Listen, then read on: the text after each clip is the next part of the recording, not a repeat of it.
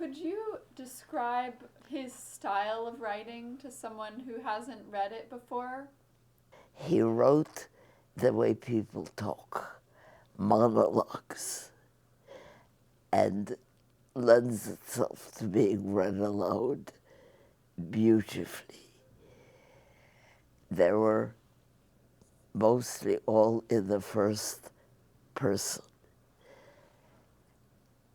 and his characters, imaginary characters, which in a good writer's hand become more real and true than real characters.